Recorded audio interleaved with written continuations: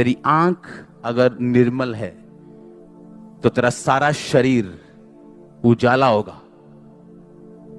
अगर तेरी आंख क्या निर्मल। कहता परमेश्वर येपेत के वंश को फैलाए, कनान हाम का दास उसके बच्चों का भी दास हो। अपनी लाइफ में दासों के जैसे दुखी रहकर जीवन व्यतीत करना है, शैतान के दास बनना है, बीमारियों के दास बनना है, गरीबी के दास बनना है, या आपको आंख निर्मल रख के खुदा के दास बनना है और उजाला लेना है और लाइट लेनी है। आज के बाद जब आपकी आंखें इधर उधर जाने लगे, आपको यह वचन याद आना चाहिए। आमीन। और जो कुछ आप सपने में देखते हैं वो आपकी सुबह आंख खुले में उसके देखने का रिजल्ट भी होता है। अगर आप किसी को गंदी निगाह से नहीं देखोगे, व्यभिचार का अटैक आप पे होना बंद हो जाएगा। आप उसको मौका दोगे, शैतान को थोड़ा सा देखोगे, थोड़ा और आगे गए आप फंस गए, फिर आप और आगे जाओगे। अगर आपने पहले पॉइंट पे स्टॉप कर दिया और आपको वचन याद आ गया, आपको अटैक नहीं होगा और आप बचे रहोगे। आप समझ रहे क्या? और आपको मालूम है कि ये टाइम वो है जब आप आगे बढ़ सकते हो पाप में या पीछे जा सकते हो। और परमेश्वर भी देखता है ऐसी अपॉर्चुनिटीज, आप उनका यूज कैसे करते हो, कि आप उनका इस्तेमाल कैसे करते हो। आज कुछ लोग इसलिए प्रॉब्लम में नहीं है कि शैतान, इसलिए कि परमेश्वर के वचन को उन्होंने उस बाड़े को तोड़ा है। और लिखा जो बाड़ा तोड़ेगा सांप उसको डसेगा। और जब परमेश्वर आपको ट्रेनिंग में भेजता है तो फिर वो अगर वो ट्रेनिंग 5 महीने 6 महीने चली तो उस 5-6 महीने में आपको पूरी तरह से वो समझा देगा कि अगली बार कुछ भी गंदा मत देखना। और लिखा, बाइबल में लिखा, परमेश्वर के हाथों में पड़ना भयानक बात है। आपको उसके वचन को सुन के जो ऑलरेडी लिखा हुआ है, आपको पीछे आ जाना चाहिए अपने पाप से। लिखा आंख से शुरुआत होगी, चाहे वो प्रभु का काम हो चाहे वो शैतान का काम हो।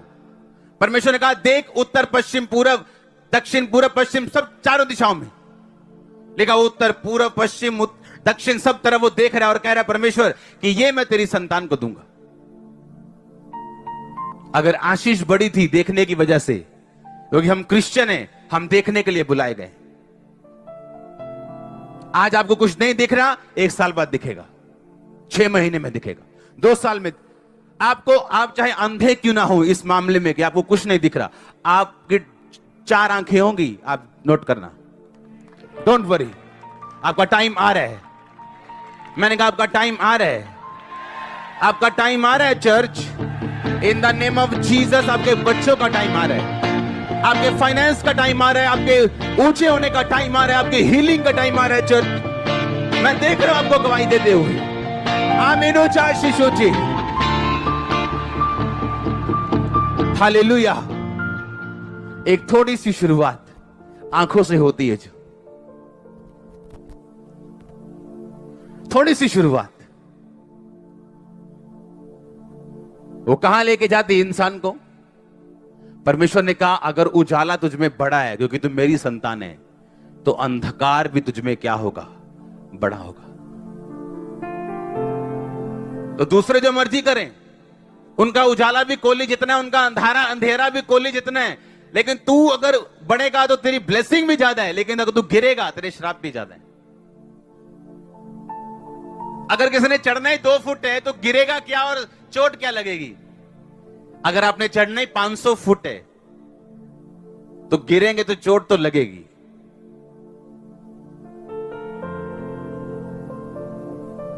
हालेलुया, जोर से बोलो हालेलुया।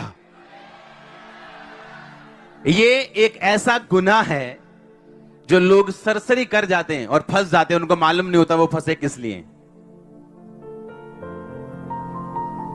आमीन।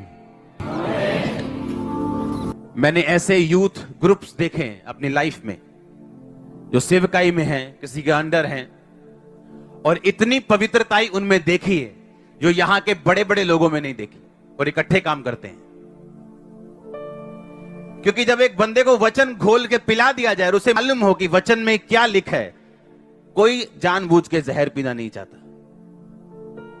अगर पिएगा तो उसको मालूम है कि वो हाथ फैलाने के योग्य नहीं है, परमेश्वर के सामने ये कहने के योग्य नहीं है कि प्रभु मुझे हील कर। हाँ, वो ये कह सकता है मुझे माफ कर, ताकि मैं आगे को ये गुनाह दोहराऊं ना। और वो माफ करता है लोगों को। अगर आप इस पोजीशन में हो, वो आपको भी करेगा माफ और आपको आगे लेके जाएगा वो। हाँ, अगर आप फैसला कर लेंगे कि आगे से ये आंखें वही देखेंगी जो परमेश्वर की ओर से होगा, और जो शैतान ऑफर लेके आएगा वो मैं नहीं देखूंगा। आमीन। अगर वचन आपको मालूम है, आप फंसेंगे नहीं, क्योंकि शैतान उन लोगों को फंसाता है जिनके पास वचन नहीं। आप तैयार हैं इसको फॉलो करने के लिए? मैंने रास्ते में सीसीटीवी लगवाए हुए हैं, मैं देख लूंगा आपको कि कौन इधर उधर देख रहा है।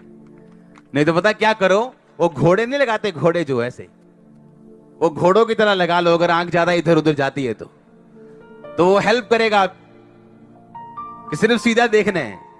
हाँ, इधर उधर देखना ही नहीं है। अगर देखा भी तो वो हेल्प करेगा आपकी, वो हेल्प करेगा।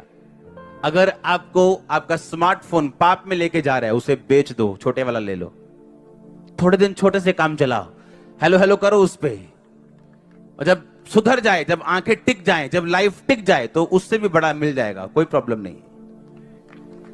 अपने आप को सेफ रखो। आमीन। यीशु मसीह ने कहा, अगर तेरी आंख ठोकर देती है इसे निकाल, तेरा पांव ठोकर देता निकाल, लंगड़ा होकर मेरे राज में प्रवेश कर जा। इससे अच्छा कि दो टांगे रहते हुए तू नरक में डाला जाए, दो आंखें रहते तू नरक में डाला जाए, काना होकर प्रवेश कर जा। जब मोबाइल नहीं थे, क्या मर गए थे क्या लोग? क्या हंसते नहीं थे वो? आपको देखने और अपनी स्पिरिचुअल लाइफ को बिल्ड करना है अपने हाथों से। लिखा, बुद्धिमान स्त्री अपने घर को अपने हाथों से बनाती और मूर्ख स्त्री अपने घर को अपने ही हाथों से ढा देती। तो एक मूर्ख स्त्री नहीं बनना, एक बुद्धिमान स्त्री बनके जो कुछ अपनी स्पिरिचुअल लाइफ के लिए कर सकते हो, जो कुछ भी, वो कितना मुश्किल क्यों ना हो, उसे करो, क्योंकि उसका रिजल्ट बड़ा अच्छा है। मैंने कहा उसका रिजल्ट बड़ा अच्छा है।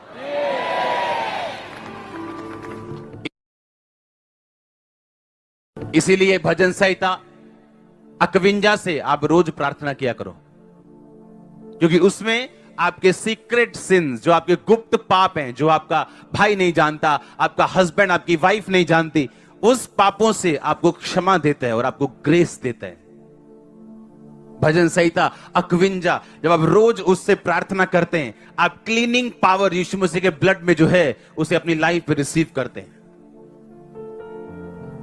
इसलिए दाऊद ने कहा, पहले मुझे माफ कर, ताकि जो हड्डियां टूट गई वो मगन हो जाएंगी। क्यों? उसे मालूम था कि पाप की वजह से हड्डियां टूटी। कितने समझ रहे हैं? तेरी आंख बुरी, तेरा शरीर अंधियारा। तेरी आंख निर्मल, तेरा शरीर उजाला। देखने और अपनी स्पिरिचुअल लाइफ को बिल्ड करना है अपने हाथों से। लिखा, बुद्धिमान स्त्री अपने घर को अपने हाथों से बनाती और मूर्ख स्त्री अपने घर को अपने ही हाथों से ढा देती। तो एक मूर्ख स्त्री नहीं बनना, एक बुद्धिमान स्त्री बनके जो कुछ अपनी स्पिरिचुअल लाइफ के लिए कर सकते हो, जो कुछ भी, वो कितना मुश्किल क्यों ना हो, उसे करो, क्योंकि उसका रिजल्ट बड़ा अच्छा है। मैंने कहा उसका रिजल्ट बड़ा अच्छा है।